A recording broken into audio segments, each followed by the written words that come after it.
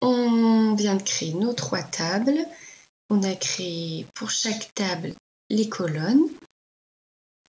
Donc maintenant, on va créer les clés primaires et les clés étrangères. Donc, pour la table hauteur, pour créer une clé primaire, on va dans la table hauteur, puis dans colonne, on fait clic droit sur une colonne, on fait modifier. Et donc ici, notre clé primaire sera pour la table hauteur, sera ID hauteur. Donc on sélectionne ici la ligne ID hauteur et on vient cliquer sur le petit icône ici, la petite clé, pour définir la clé primaire. Et donc la petite clé apparaît ici, à gauche de la ligne. Donc, après avoir fait ça, on ferme, on accepte les modifications, oui, on rafraîchit et notre petite clé apparaît là pour nous dire que ID hauteur de la table hauteur est la clé primaire. On fait pareil pour les 2 autres tables. Donc pour genre, la clé primaire sera ID genre. Donc clic droit, modifier. On sélectionne ici la ligne ID genre et on vient cliquer sur le petit icône clé primaire. La petite clé apparaît ici. On ferme et on enregistre les modifications.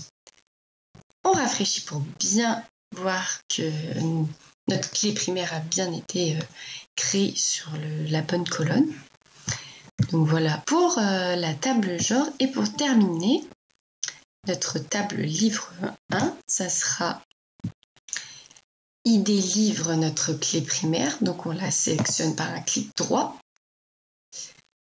Et on vient sélectionner, définir la clé. Voilà, notre petite clé apparaît. On ferme, on enregistre et on rafraîchit. Et voilà, notre clé primaire est bien ID livre pour notre table livre 1.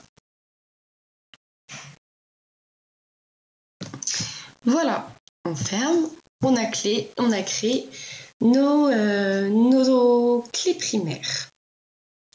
Maintenant, on va créer les clés étrangères, mais uniquement pour la table livre.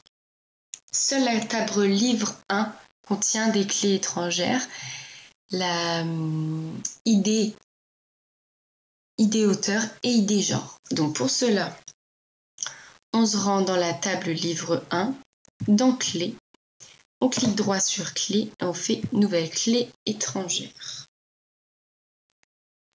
Donc voilà, ici on va mettre le nom de notre clé étrangère. On va faire livre 1 genre. On va dans spécification de table et colonne. On clique sur les 3 petits points ici à droite. Donc on va donc ici on définit la clé primaire. La clé primaire de la table livre 1, c'est ID livre. Et la clé étranger de livre 1, c'est genre.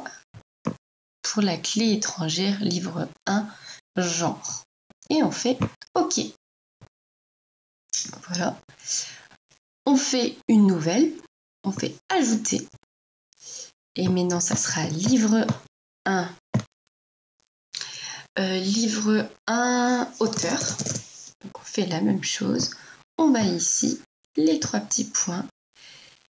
La clé primaire de la table livre 1, c'est ID livre. Et la clé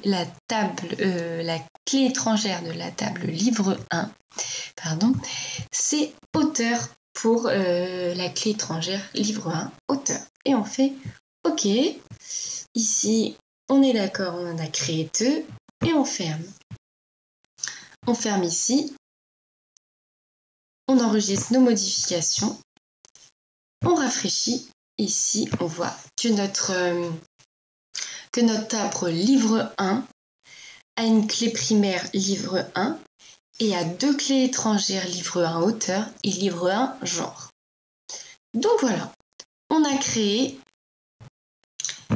nos tables, nos clés primaires, nos clés étrangères. Maintenant, il s'agit de saisir les données dans les tables. Donc, on va commencer par la saisie de données dans la table genre, par exemple. Donc, on clique droit sur la table genre et on fait modifier les 20 lignes. Donc, on retrouve nos 2 colonnes qu'on a créées précédemment. Donc, on va créer 5 genres. Donc, un policier,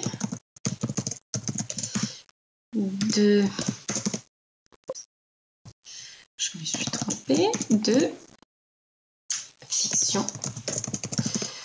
3 romance, 4 mystère et 5 humour. Donc voilà, on a créé notre table genre, donc les données dans notre table genre. On ferme la fenêtre, on rafraîchit pour bien voir que nos données ont bien été enregistrées. On refait la manip. Clic droit sur genre, modifier les 200 lignes et on voit bien que nos 5 données sont bien là. Voilà. Donc il s'agit maintenant de faire la même manip pour la table auteur et la table livre. Donc c'est le même principe. Donc, par exemple pour auteur, modifier les 20 lignes. On retrouve les 3 colonnes. Donc, il s'agit d'inscrire pareil nos données, d'enregistrer. Pareil pour livre, clic droit, modifier les 200 lignes. Et pareil, on a nos 4 colonnes qu'on avait créées précédemment. Donc voilà, on a créé donc une base de données, on a créé 3 tables, on a créé les colonnes dans chaque table, on a créé les clés primaires et les clés étrangères, on a saisi les données dans les tables. Donc à partir de là, notre base de données est prête. Il s'agit maintenant d'exploiter les données de cette base par la réalisation de requêtes que je n'explique pas dans cette vidéo, mais que vous pouvez trouver dans les vidéos présentes sur la plateforme YouTube.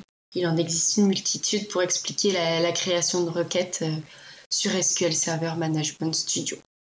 Donc voilà, j'espère que la vidéo vous aura plu et qu'elle aura été utile, répondant à vos questions.